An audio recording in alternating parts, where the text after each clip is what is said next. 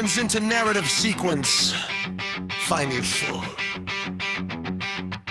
But the mind is not the only witness in the room. The body is there the whole time, taking notes in another script. Enlarged repetition, interruption, waiting, subtle strain, relief, dread, depletion, recurring pressure, unfinished anticipation, and the slow weathering force of things that happen that minute. On again, again, again, again. The body keeps a minute. That is the file. This matters because the conscious self is a talented editor, and not always an honest one. It condenses, it rationalizes, it forgets, it retrofits coherence. It says that wasn't so bad, or that didn't last long, or I'm over it, or I don't know why I react like this. Oh, well, the body is carrying the drum of the nobody knows all of the road stayed wrong. It knows how many times the door slammed. It knows how many mornings began in pressure. It knows the number of evenings spent racing. It knows how often the laughter came 1 second too late. How many apologies still to resent the field. How many repetitions it took before vigilance became poster rather than choice. The body keeps count where the mind prefers things. This is not mysticism. It is duration under consequence.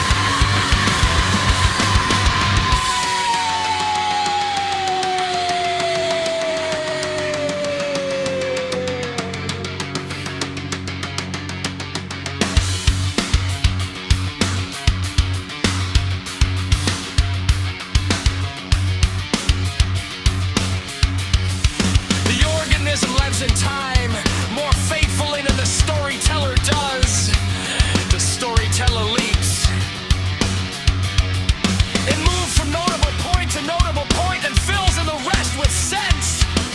The body does not leap. It endures. It inhabits each interval. It pays each installment. It receives the repeated signal. The daily abrasion. The low-grade wrongness. The unresolved activation. The slow grind of waiting for something to happen of itself and to happen. Therefore the body often knows the true scale of a thing long before the mind is willing to say it out loud.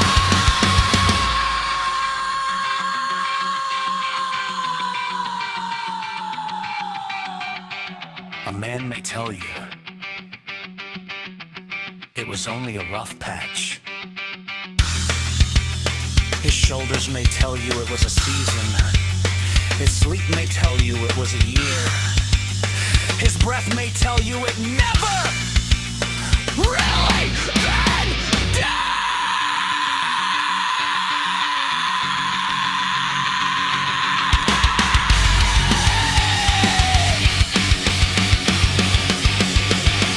The body keeps a minute.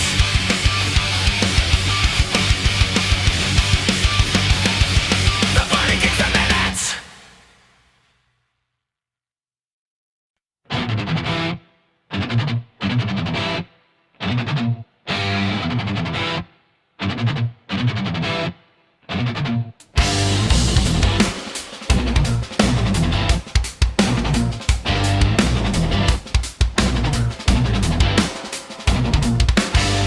Case file. 3 argued that the body learns first. This file adds that the body also remembers in a different order. It does not always remember by chronology of explicit events.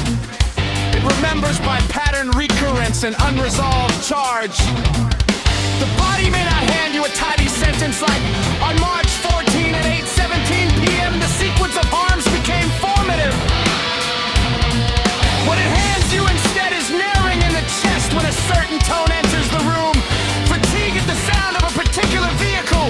Vigilance at a certain hour of day. Recoil at a certain kind of smile. The sudden dropping of stomach when silence changes shape. These are not random malfunctions. They are time records. The body's kept the minutes and is now reading them back in sensation, posture, readiness, and refusal.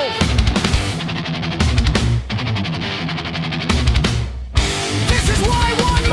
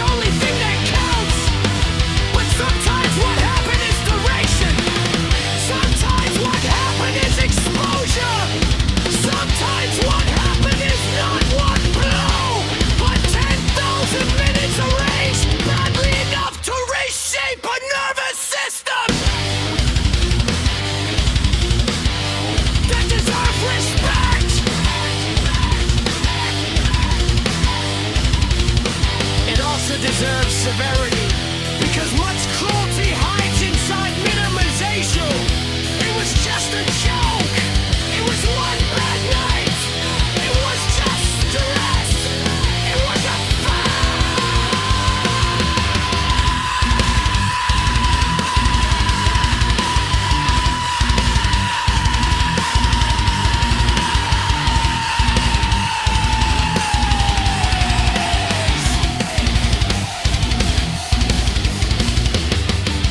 was years ago. These phrases often work by treating time as a contemptless container, as though the body had not been standing there paying rent the whole way through. But the body is the tenant whom it had been missed up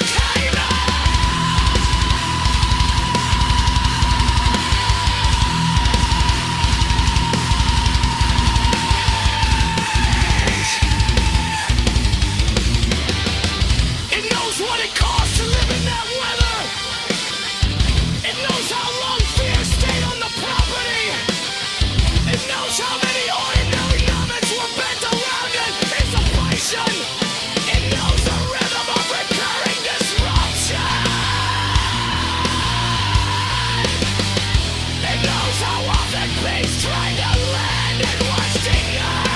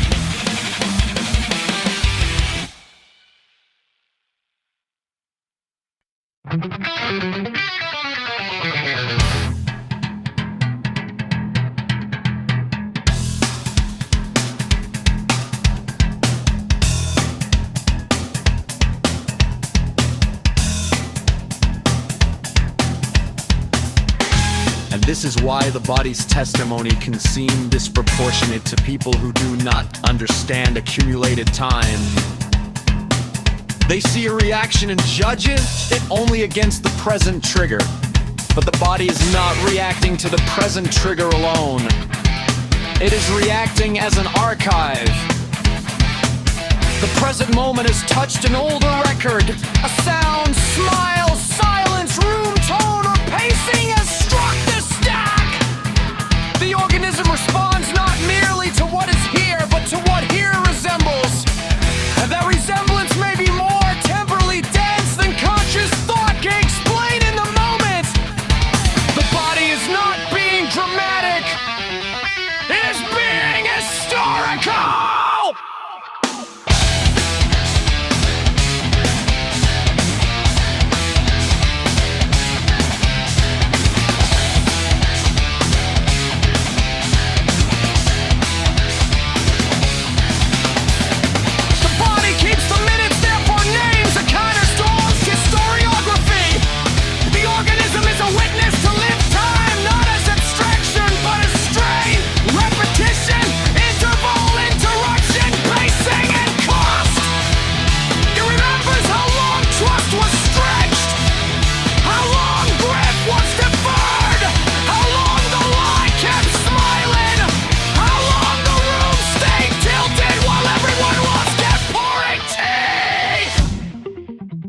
How long the silence remained wrong. How long the body had to move before permission. These are not decorative insights. They are operationally fading. Because anything that has been installed, the repeated minutes will not be undone by a single speech. That is one reason just understanding it so often fails to change anything.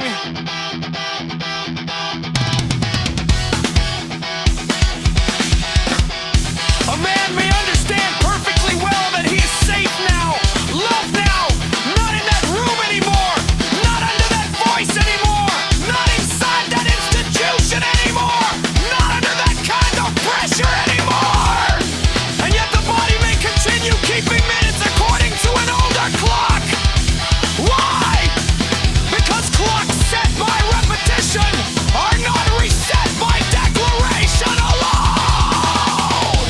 The organism learns through duration. It will often require duration to learn differently.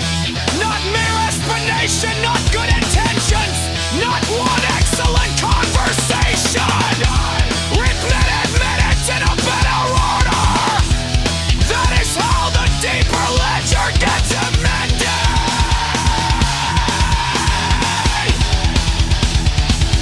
This is not pessimism. It is mechanics.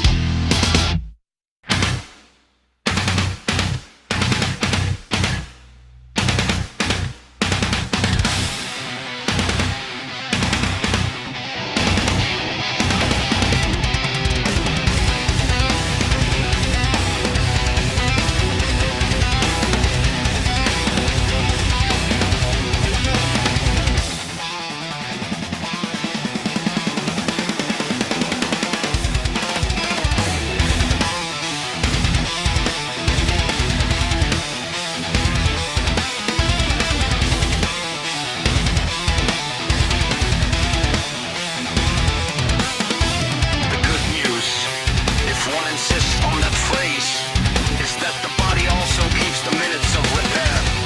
It remembers repeated safety to repeated honesty, repeated non-intrusion, not by the thumb, repeated alignment between the face and field.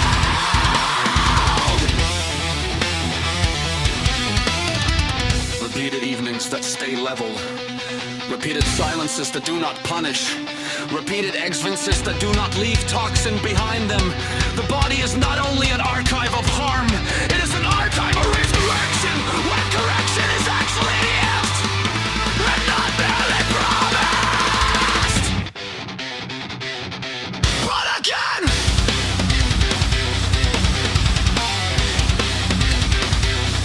minutes matter.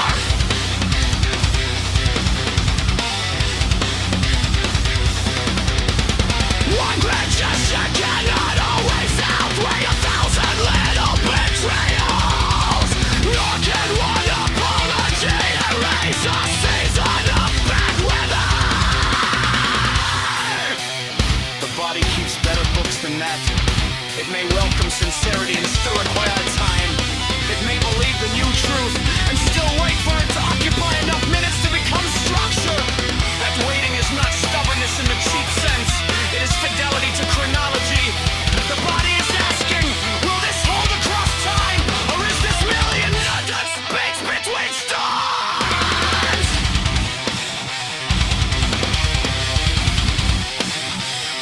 A wise question.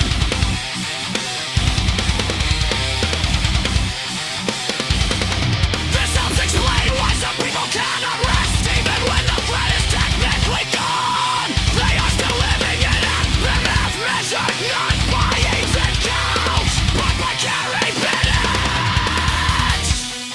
The body learned to live at the edge of interruption. It learned that peace was conditional, temporary, or bait. It learned that ease could not be trusted because ease had been repeatedly followed by impact. The storyteller may say, that part is over. The body replies, maybe show me with 100 and blanket rage. The body is not its own.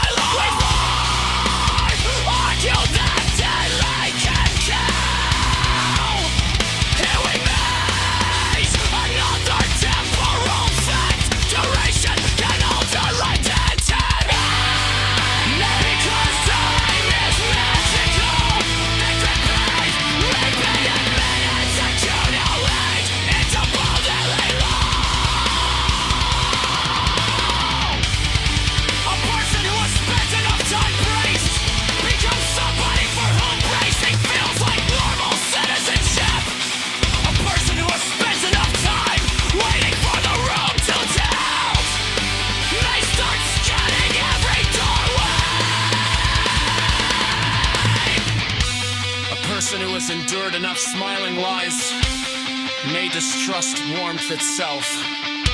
The body did not arrive there by philosophy. It arrived there by minutes. And because it arrived there by minutes, one must sometimes walk it back by minutes!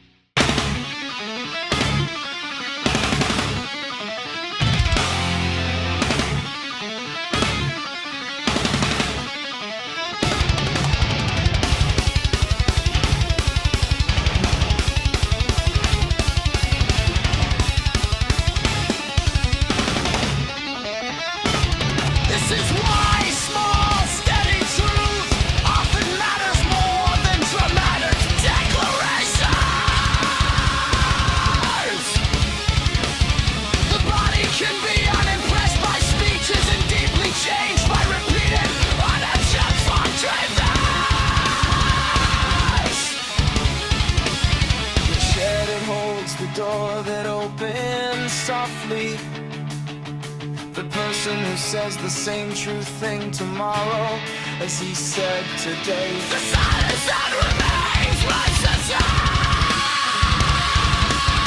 The laugh that carries no knife. The room that stays level all evening. The promise that does not secretly invoice itself later.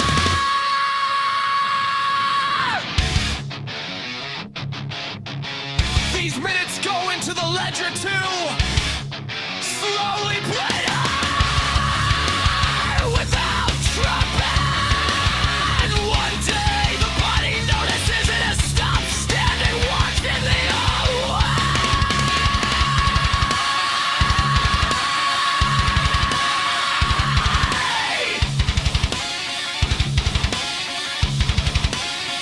That is no small miracle, though it is built of ordinary night.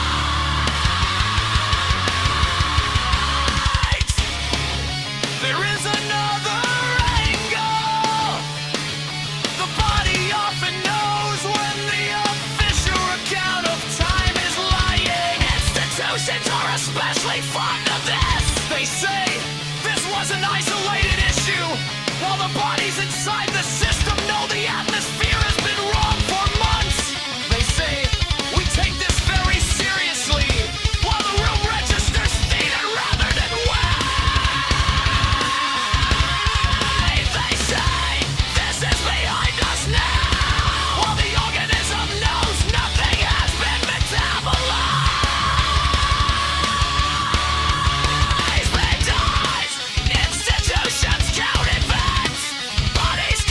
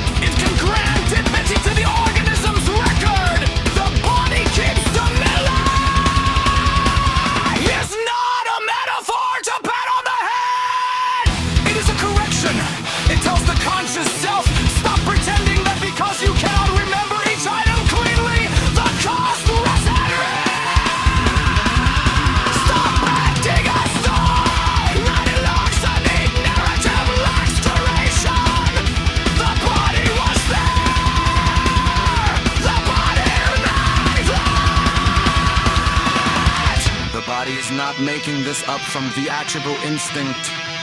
It is carrying time and tissue, breathe, sleep, readiness, and recoil.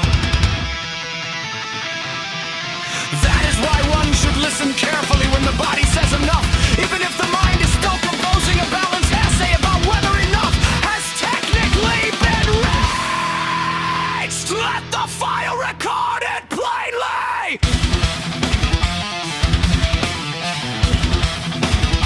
The mind remembers the story. The body remembers the length of it. That should stay. And perhaps one more. What lasted in you may matter more than what can be neatly listed by you.